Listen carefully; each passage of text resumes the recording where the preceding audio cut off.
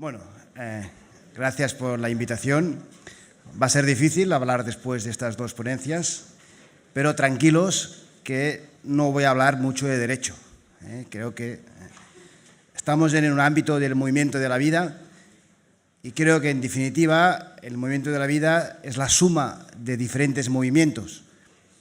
Y creo que también, en mi experiencia profesional, pues he podido participar en uno de estos movimientos, que en definitiva es la reivindicación de los derechos de una determinada gente con unas enfermedades invisibles y que, de alguna manera, desde el colectivo Ronda les hemos podido ayudar a que estas, paso a paso, cada vez sean más visibles y muchas veces pues, pueden tener esa compensación mínima, pero importante, de las pensiones de la Seguridad Social. Bueno, es que se ve muy mal esto. Antes, pero, haré una pequeña ilustración de cómo tenemos regulado el derecho a la vida y el derecho a la salud en la legislación española. Un poco para reivindicar la frase final de que no tenemos en el Estado español una sola norma que regule de forma sistémica, es decir, de todos los sistemas de nuestro entorno, que regule el derecho a la vida y el derecho a la salud. Tenemos, arriba de todo, unos principios importantes, pero que no han sido desarrollados. En primer lugar, tenemos la Constitución, artículo 43, artículo 45, artículo 15, que nos habla del derecho a la vida, del derecho a la salud, de la obligación de los poderes públicos de darnos salud, medio ambiente. Tenemos una Declaración Universal de los Derechos Humanos que dice que toda persona tiene derecho a un nivel de vida adecuado que le asegure, así como a su familia, la salud y el bienestar. Tenemos un pacto internacional firmado por el Estado español de derechos económicos, sociales y culturales que dice que, con el fin de asegurar la plena efectividad del derecho a la salud, sano desarrollo de los niños, mejor higiene laboral y medio ambiente, prevención y tratamiento de enfermedades epidémicas y profesionales y la lucha contra ellas y creación de condiciones que aseguren el acceso a todos a la atención sanitaria. Artículo 19 de la Ley de Sanidad, que permite hacer efectivo el derecho a la protección de la salud reconocido en el artículo 43, prestar especial atención a la sanidad ambiental. Eso nos dice la Ley de Sanidad, especial atención a la sanidad ambiental. No nos dice qué significa sanidad ambiental, pero lo dice la ley. Artículo 38 de la Ley General de la Seguridad Social. La acción protectora de la Seguridad Social comprenderá la asistencia sanitaria en los casos de maternidad, la enfermedad común, enfermedad profesional, accidentes de trabajo. Ley de Prevención de Riesgos Laborales. La presente ley tiene por objeto promover la seguridad y salud de los trabajadores mediante la aplicación de las medidas y el desarrollo de las actividades necesarias. Eso está arriba de todo, pero los ciudadanos no tenemos acceso a aplicar directamente estas normativas. Las tenemos arriba, pero necesitamos que alguien las desarrolle por debajo, porque no son de los artículos que se pueden directamente dirigir a un tribunal. Están para dar un criterio informativo.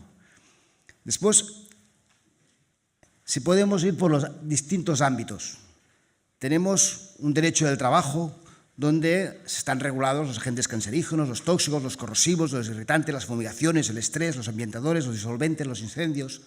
Todo esto está regulado en las normas para el trabajo, pero solo para el trabajo. Y no hace falta entrar en el interior de esa imagen, porque, en definitiva, todos son reales decretos que no tienen mucha importancia. Pero vemos que en el ámbito del trabajo está especialmente regulado.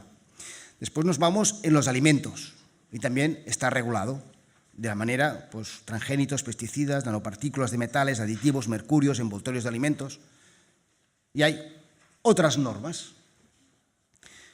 Es curioso que hay una norma, yo no lo sabía, y al hacer este cuadro hace unos años me di cuenta que hay una ley, que la voy a leer porque es el Real Decreto 1445 del año 2000, poco importante, pero dice: sobre residuos de plaguicidas en los alimentos infantiles para los lactantes y niños.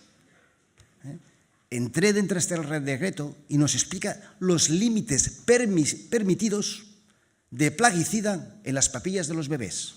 Esto está en esta ley que está desarrollando, que habíamos dicho antes, ¿no?, el derecho a la salud de los niños. Pues, es como el Estado está desarrollando ese principio que tenemos arriba de todo, que es la Constitución. Y los tratados internacionales, claro. Exactamente pasa igual con el consumo, el bisfenol A, en los biberones, el formaldehído, los cosméticos, los suavizantes, ambientadores, pinturas, disolventes, empastes dentales con mercurio, alquilfenoles, falatos. También tenemos una serie normativa, pero la realidad es la que ponemos en la izquierda. Y medio ambiente, radiaciones ionizantes, no ionizantes, campos electromagnéticos, telefonía móvil, agua, compuestos orgánicos, volátiles, pesticidas, monóxido de carbono. Y ahí tenemos la otra normativa. Pero no tenemos una sola ley, pedimos una sola ley, no toda esta lista de leyes y reales decretos que solo se pueden aplicar en los campos concretos donde han sido desarrollados.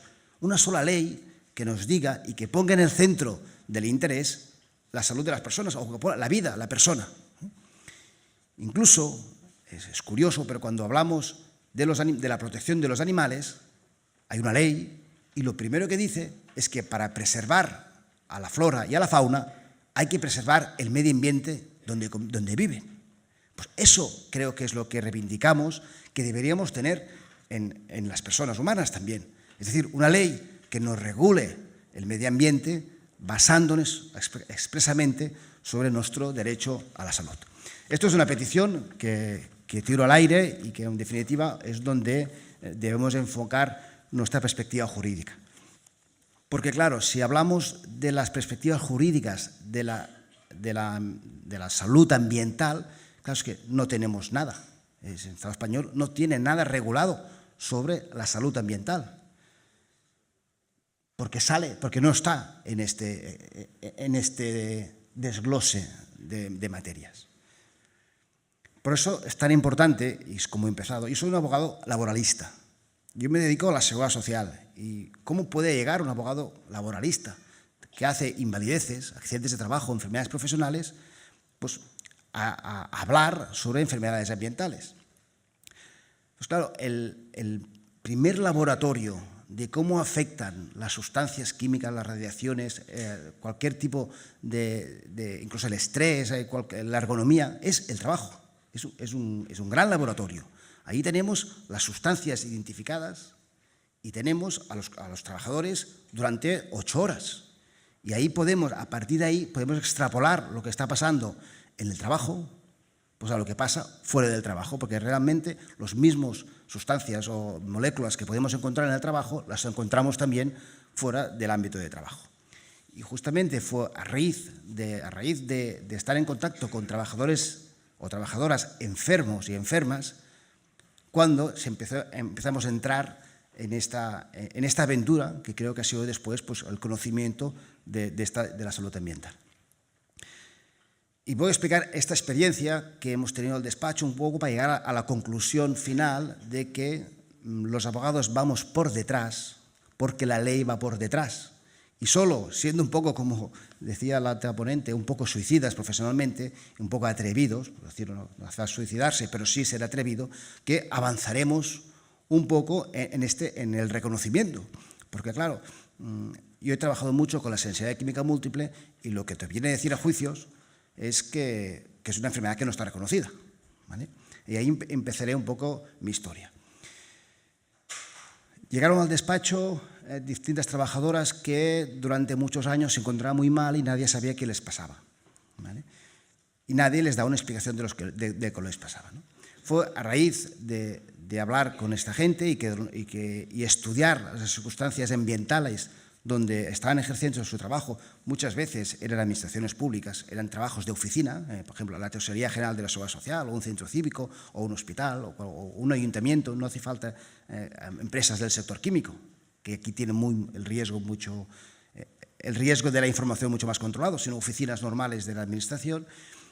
Y finalmente, a través de distintas gente vinculada en la medicina del trabajo y competentes y que habían estudiado la materia, pues se empezó a identificar la sensibilidad química múltiple.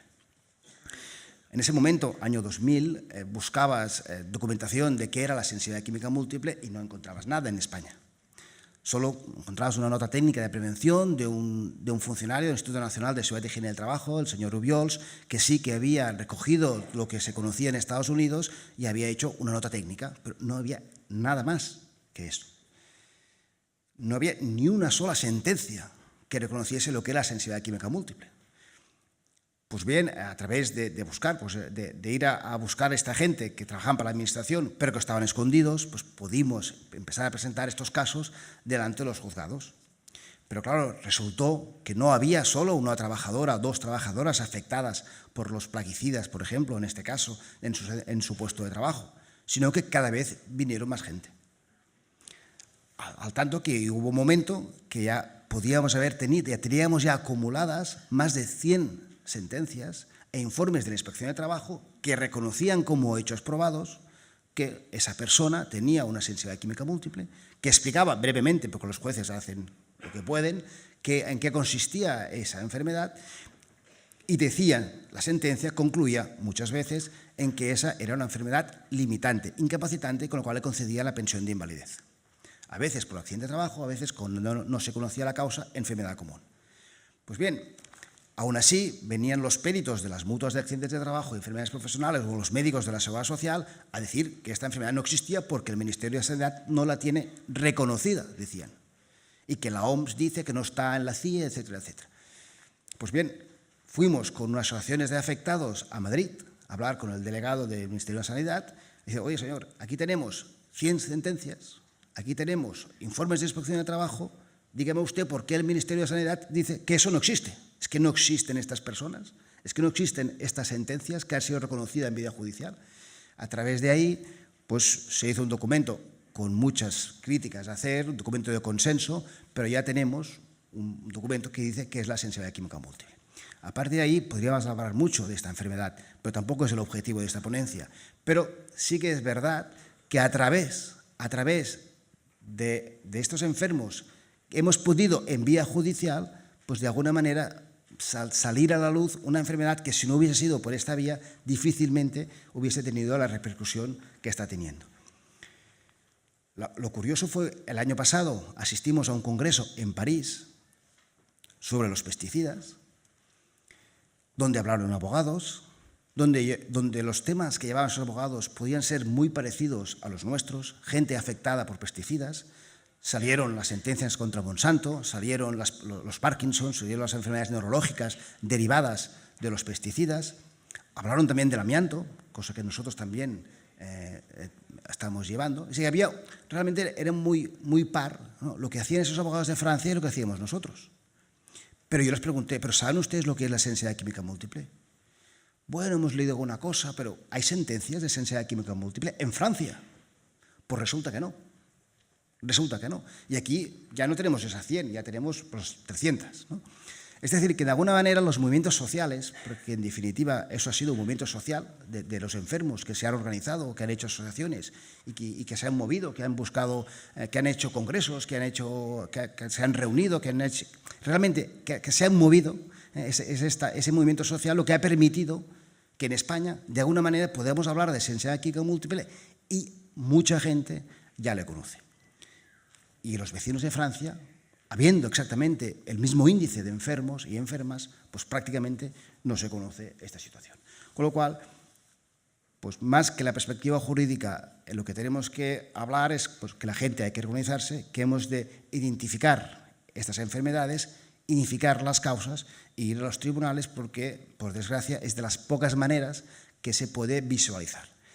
Y eso, evidentemente, sería imposible hacerlo sin esa gente, ¿no?, que nos han antecedido, que han hecho esos estudios, que se están mojando, que están haciendo un paso más, que se están suicidando a nivel profesional, porque realmente será después cuando nosotros podamos recoger toda esa información y llevarla a un tribunal y que gente que hoy está sufriendo enfermedades que no están reconocidas, pues de alguna manera pues se le puede reconocer los derechos que les corresponden.